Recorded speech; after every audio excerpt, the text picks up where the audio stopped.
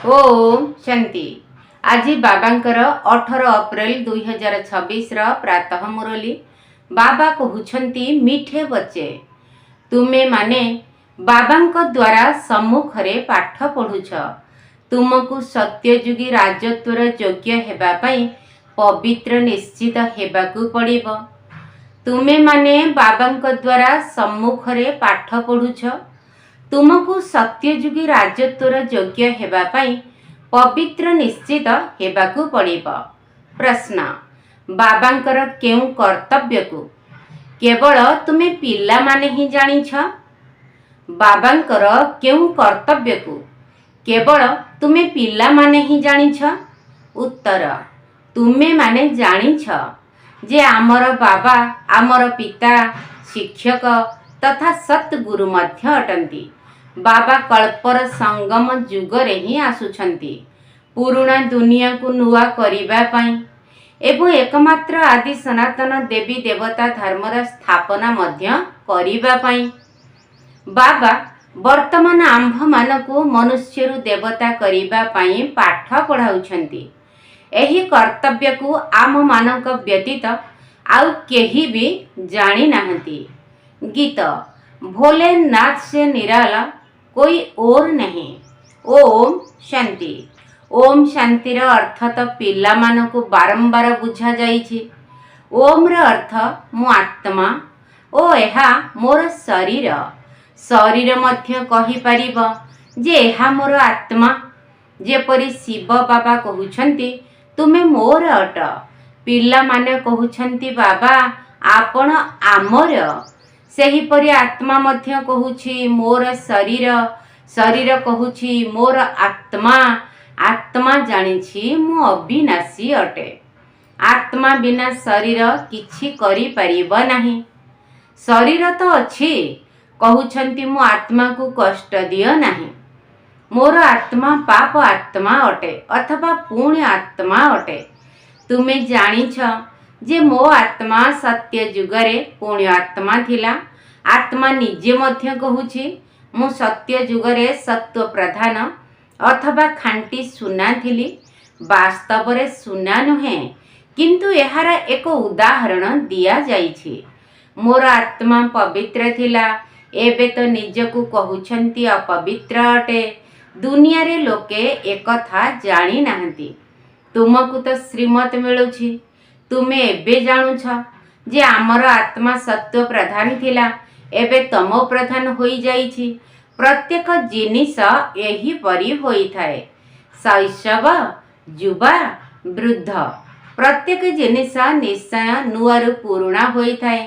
दुनिया मध्य प्रथमे सत्ययुग सत्व प्रधान थिला पुणी तमो प्रधान लौह युगी होई जाइछि। सेथि पाई ही दुखी होई जाइछंती। सत्व प्रधान अर्थ सुधुरी थिबा, तमो प्रधान अर्थ बिगिड़ी जाइथिबा। गीतरे मध्य कहउछंती बिगड़ी को बनाने वाला। पुराणा दुनिया बिगिड़ी जाइछि काहेकि ना रावण राज्य रे समस्ते पतित अटंती। सत्य जुगरे समस्ते पवित्र थिले। ताकु नुआ निर्विकारी दुनिया कुहा जाउछि।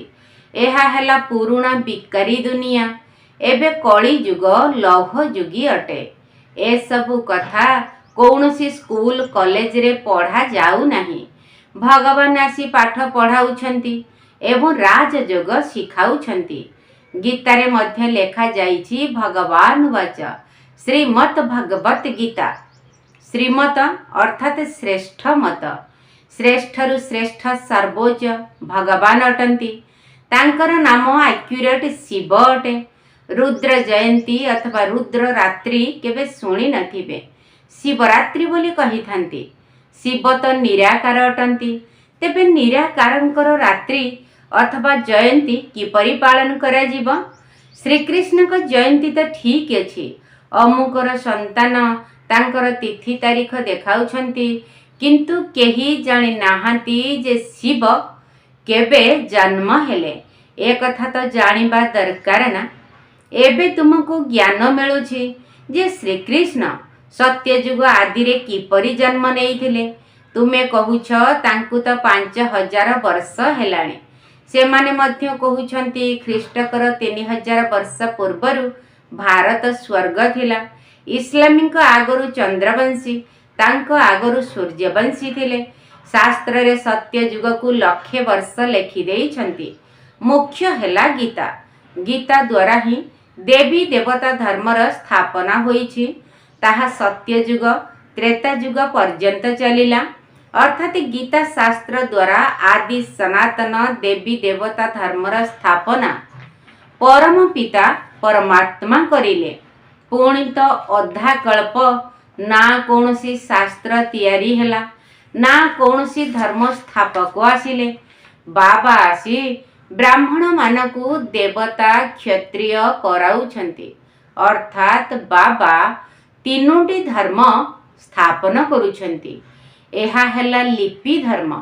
एहार आयुष्य कम अटे। तेबे सर्वशास्त्रमयी शिरोमणि गीता भगवान गान करिछंती। बाबा पुनर्जन्म रे आसुनाहांती। जन्म अछि किंतु बाबा कहउछंती मु गर्भरे आसुनाही, मोर पालना हेउ नाही। सत्य जुगरे मध्य पिला जन्म हेबे, सेमाने गर्भ महल रे रहिबे। रावण राज्य रे ही गर्भ जेल रे आसिबाकु पडुछि। जेल रे पापर दंड भोगी थांती। गर्भरे प्रतिज्ञा करुछंती आमे पाप करिबु नाही, किंतु एहा हेउछि पाप आत्मा मानकर दुनिया। गर्भरु बाहरी आसिले पुणी पाप करिबारे लागि पडुछंती। सेठिकार कथा सेही ठारे ही रही जाउछि। एठारे मध्य बहुत प्रतिज्ञा करुछंती जे आमे पाप करिबु नाही, परस्पर प्रति काम कटारी चलाइबु नाही, अर्थात बिकारी कराइबु नाही। काहींकि ना एही बिकार ही आदि मध्य अंत दुख देउछि। सत्य जुगरे विष रहिब नाही। तेणु मनुष्य आदि मध्य अंत 21 जन्म पर्यंत दुख भोगिबे नाही। काहींकि ना ताहा राम राज्य अटे। तार स्थापना एबे बाबा पुनर्बार करुछंती। संगमरे ही स्थापना हेबना। जेउ धर्म स्थापक माने भी आसुछंती सेमाने कौनसी पाप करंती नाही। अधा समय पुणी आत्मा, पुणी अधा समय परे पाप आत्मा हेउछंती। तुमे सत्ययुग त्रेतारे पुणी आत्मा होई रहुछ, पुणी पाप आत्मा होई जाउछ द्वापर कळिरे। सत्व प्रधान आत्मा जेतेबेले उपरु आसे सेतेबेले से दंड भोगी न थाए। ख्रीष्टंक आत्मा धर्म स्थापन करिबाकु आसिले तांको कौनसी दंड मिली परिबा नाही। कुहंती ख्रीष्टंकु क्रॉस उपरे चढ़ाई थिले, किंतु तांकर आत्मा कौनसी विकर्म करि नथिले। से जहांक शरीर रे प्रवेश करिथांती तांकु दुख होई थाए, सिए सहन करिथांती। जेपरि एहांक शरीर रे बाबा आसुछंती, साकार बाबांक शरीर रे से तो सत्व प्रधान अटंती। शिव बाबा कौनसी दुख कष्ट ब्रह्मा को आत्मा को हेउछि, शिव बाबा को हेउ नाही। से तो सर्वदा सुख शांति रे रहुछंती, सर्वदा पवित्र अटंती। किंतु एही पुरुणा शरीर रे आसुछंती ना। सेही परि ख्रीष्टंकर आत्मा जहांक शरीर रे प्रवेश करिले सेही शरीर को दुख हेब। ख्रीष्टंक आत्मा दुख भोगी पारिब नाही। काहींकि ना आत्मा सत्व रजो तमोरे आसुछि। नुआ नुआ आत्मा माने मध्य आसुछंती ना। तांकु प्रथमे निश्चय सुख भोग करिबाकु पड़िबो। सेमाने दुख भोगी पारिबे नाही। नियम ही कहू नाही। एहांक शरीर रे बाबा बसिछंती। कौनसी भी कष्ट ब्रह्मा को हेउछि, शिव बाबा को नुहे। किंतु एही कथा तुमे जानिछ, आउ काहाकू जणा नाही। वर्तमान एही सबु रहस्य बाबा बसी बुझाउछंती। एही सहज राजयोग द्वारा ही स्थापना होइथिला। पुणी भक्ति मार्ग रे एही कथार गायन करा जाउछि। एही संगम रे जहा किछि हेउछि ताहा गायन करा जाउछि। भक्ति मार्ग आरंभ हेले पुनश्च शिव बाबांकर पूजा हेउछि। प्रथमे प्रथमे किए भक्ति करुछंती? लक्ष्मी नारायण राजत्व करिबा समय रे पूज्य थिले। पुणी बाम मार्ग रे आसीबा द्वारा पूज्यरु पूजारी होई जाउछंती। बाबा बुझाउछंती तुमर प्रथमे प्रथमे बुद्धि रे आसीबा उचित जे निराकार परमपिता परमात्मा एहांक द्वारा आमको पाठ पढ़ाउछंती।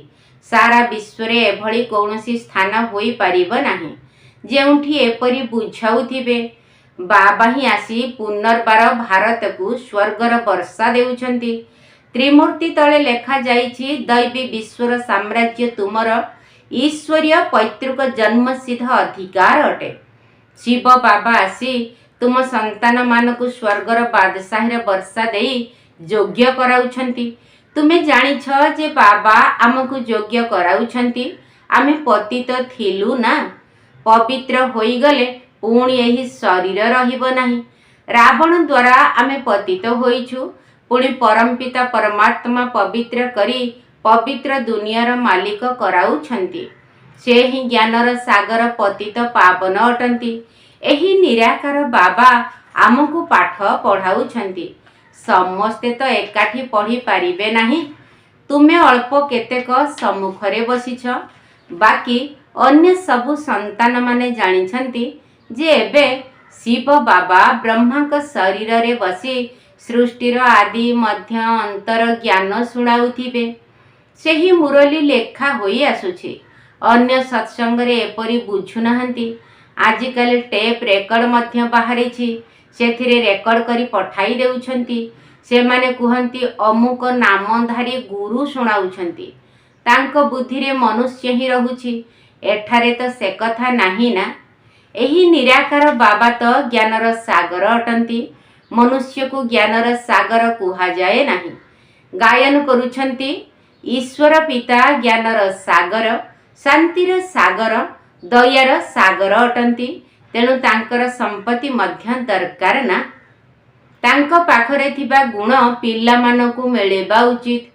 ताहा एबे ही मिलुछि संगम जुगरे।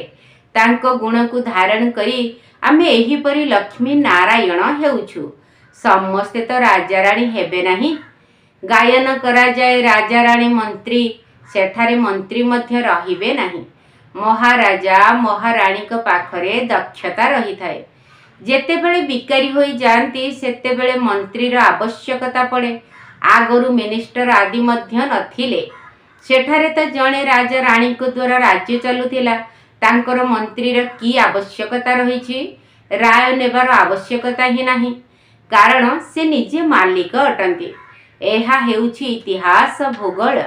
किंतु उठिबा बसिबा समय रे प्रथमे प्रथमे बुद्धि रे आसीबा दरकार जे आमकु बाबा पाठ पढ़ाउछंती, जोग शिखाउछंती। तेणु जोगर यात्रा रे रहिबाकु हेबो। एबे नाटक पूरा हेउछि। आमे बिल्कुल पतित होई जाइछु, काहेकि ना विकारग्रस्त होइछु। तेणु पाप आत्मा कुहा जाउछि। सत्य जुगरे पाप आत्मा रहिबे नाही। सेठारे पुण्य आत्मा माने रहिबे। ताहा हेउछि प्रारब्ध, जहा पाई तुमे एबे पुरुषार्थ करुछ। तुमे माने जोगर यात्रा करुछ, जहाकु भारतर जोग कुहा जाउछि। किंतु अर्थ तो बुझु नाहंती जे जोग अर्थात याद, जहा द्वारा विकर्म विनाश हेउछि। पुणी आमे एही शरीर छाड़ी घर को चली जीवु, ताको शांति धाम कुहा जाउछि। आत्मा कहुछि मु सेही शांति धामर बासिंदा अटे। मु सेठारु अशरीरी होई आसीछि। एठारे अभिनय करिबा पाई शरीर नेइछि। ए कथा मध्य बुझा जाइछि जे पांच विकार को माया कुहा जाउछि। एहा पांच भूत अटे। कामर भूत, क्रोधर भूत, नंबर 1 हेउछि देह अभिमानर भूत। बाबा बुझाउछंती सत्य जुगरे एही विकार रहिबो नाही। ताकु निर्विकारी दुनिया कुहा जाउछि। विकारी दुनिया को निर्विकारी कराइबा एहा तो बाबांकर ही कार्य अटे। तांकु ही सर्वशक्तिमान ज्ञानर सागर पतित पावन कुहा जाउछि। वर्तमान समस्ते भ्रष्टाचारी जन्म नेइछंती। सत्य जुगरे ही निर्विकारी दुनिया हेबो। बाबा कहुछंती एबे तुमको विकारी निर्विकारी हेबाकु पड़िबो। कहुछंती विकार बिना पिला किपरि जन्म हेबे। बाबा बुझाउछंती वर्तमान एहा तुमर अंतिम जन्म अटे। मृत्यु लोक ही शेष होई जीव। पुणी एहा परे विकारी मनुष्य रहिबे नाही। सेथिपाई बाबांक पाखरे पवित्र हेबार प्रतिज्ञा करिबाकु हेब। कहउछंती बाबा आमे आपणक ठारू संपत्ति अवश्य नेबु। सेमाने मिथ्या प्रतिज्ञा करूछंती। जेउ भगवान का निकटरे प्रतिज्ञा करूछंती तांकु तो जानी नाहंती से केबे किपरि आसुछंती, तांको नाम रूप देश काल कौन अटे किछि हेले भी जानी नाहंती। बाबा आसी निजर परिचय देउछंती। एबे तुमको परिचय मिलुछि। सारा दुनिया रे केही हेले ईश्वरीय पितांकु जानी नाहंती। डाकुछंती, पूजा मध्य करूछंती, किंतु तांकर कर्तव्य को केही हेले जानी नाहंती। एबे तुमे जानुछ जे परमपिता परमात्मा आत्मार पिता, शिक्षक एवं सतगुरु अटंती। एही बाबा निजे आसी परिचय देउछंती जे मु तुमर पिता अटे। मु एही शरीर रे प्रवेश करिछि। प्रजापिता ब्रह्मा को द्वारा स्थापना हेउछि काहार? ब्राह्मण मानकर। पुणी तुमे ब्राह्मण पाठ पढ़ी देवता हेउछ। मु आसी तुमको शूद्ररु ब्राह्मण करूछि। बाबा कहउछंती मु कल्पर संगम जुगरे ही आसुछि। एही कल्प 5000 वर्षर एही सृष्टि चक्र तो घूरी चलीछि। मु पुराणा दुनिया को नुआ करिबा पई आसुछि। पुराणा धर्मर विनाश करी पुनर्बार मु आदि सनातन देवी देवता धर्मर स्थापना करूछि। बाबा कहले जे मु पुराणा अनेक धर्मर विनाश करी एकमात्र देवी देवता धर्मर स्थापना करूछि। पिला मानकु पढ़ाउछि। पुणी तुमे पाठ पढ़ी 21 जन्म पाई मनुष्यरु देवता होई जाउछ। सूर्यवंशी चंद्रवंशी प्रजा समस्ते तो देवता अटंती ना। बाकी पुरुषार्थ अनुसार उच्च पद पाइबे।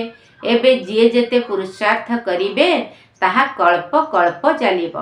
जानिछंती जे आमे कल्प कल्प एही परि पुरुषार्थ करूछु। एठारु जाई एही पद प्राप्त करिबु ए कथा तुम मानक बुद्धि रे अछि। जे आमको निराकार भगवान पाठ पढ़ाउछंती तांकु मने पकाइले ही विकर्म विनाश हेब, नचेत विकर्म विनाश हेब नाही। मनुष्य माने एकथा मध्य जानी नाहंती जे आमे केते जन्म नेउछु। शास्त्र रे केही पुणे कहानी लेखि देइछंती 84 लाख जन्म। एबे तुमे जानिछ 84 जन्म नेउछु।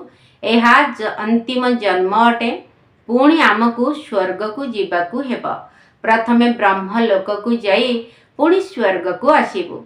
अच्छा मीठा मीठा शिकिल दे संतान मानक प्रति माता पिता बाप दादांकर मधुर स्नेह संपन्न शुभेच्छा एवं सुप्रभात। आत्मिक पितांकर आत्मिक संतान मानकु नमस्ते। आम आत्मिक संतान मानकर आत्मिक बाप दादांकु नमस्ते नमस्ते नमस्ते एवं सुप्रभात। धारणा पाई मुख्य सार प्रथम पॉइंट। बाबांक निकटरे जो पवित्र रहिबार प्रतिज्ञा करिछ सेथिरे मजबूत होई रहिबाकू हेब। काम क्रोध आदि भूत मानक उपरे निश्चित विजय प्राप्त करिबाकू हेब। बाबांक निकटरे जो पवित्र रहिबार प्रतिज्ञा करिछ सेथिरे मजबूत होई रहिबाकू हेब। काम क्रोध आदि भूत मानक उपरे निश्चित विजय प्राप्त करिबाकू हेब। द्वितीय पॉइंट, चाली बुली प्रत्येक कार्य करी पाठ पढ़ाउथिबा बाबांकु मने रखिबाकू हेब। वर्तमान नाटक पूरा हेबाकू जाउछि, सेथिपाई एही अंतिम जन्म रे निश्चित पवित्र हेबाकू हेब। चाली बुली प्रत्येक कार्य करी पाठ पढ़ाउथिबा बाबांकु मने रखिबाकू हेब। वर्तमान नाटक पूरा हेबाकू जाउछि, सेथिपाई एही अंतिम जन्म रे निश्चित पवित्र हेबाकू हेब।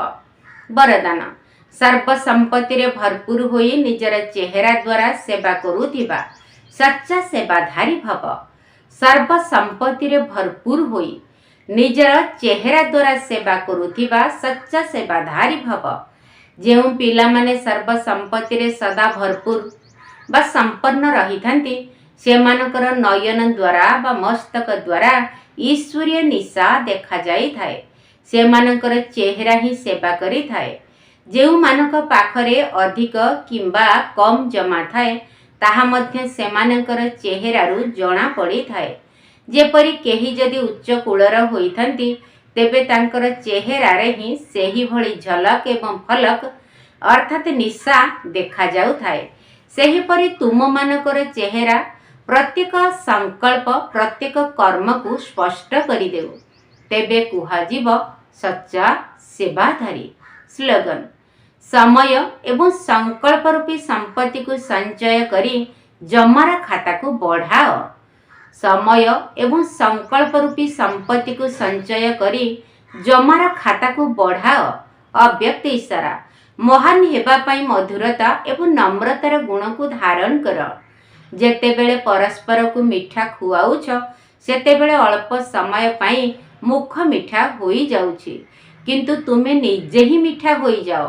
ତୁମ ମୁଖରେ ସର୍ବଦା ମଧୁର ବାଣୀ ରହିଥାଉ।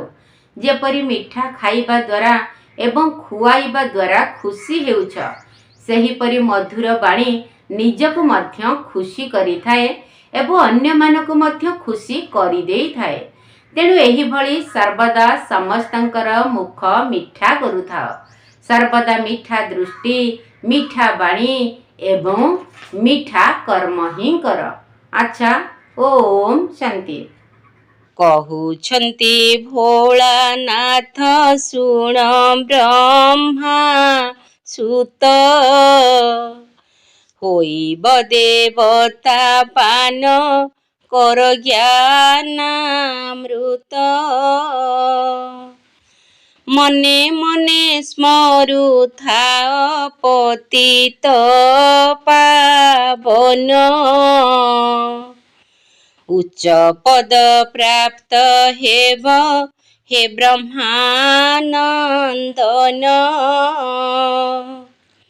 ନିଜେ ପାଠ ପଢ଼ି ତୁମେ ଆନେ ପଢ଼ାଇବ,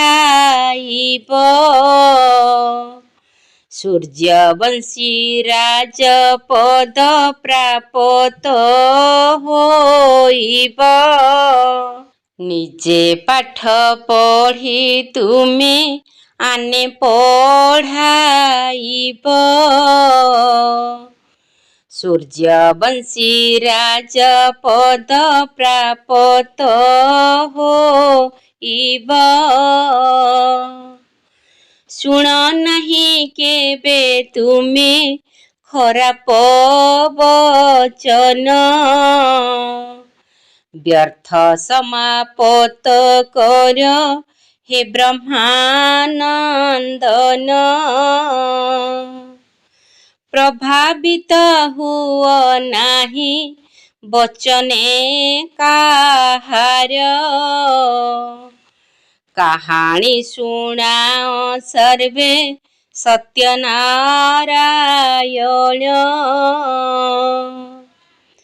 ପୁରୁଣାୟୁଷ ତୁମ ହୋଇଯିବ ଶେଷ,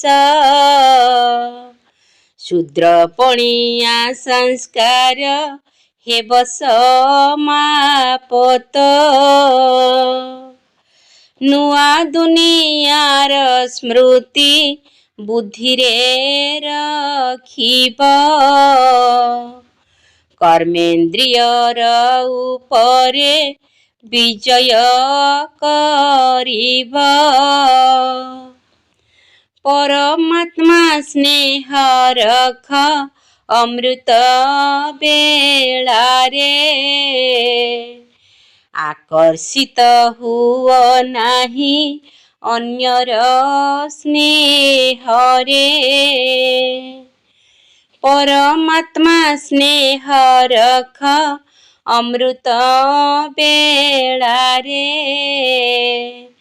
ଆକର୍ଷିତ ହୁଅ ନାହିଁ ଅନ୍ୟର ସ୍ନେହରେ।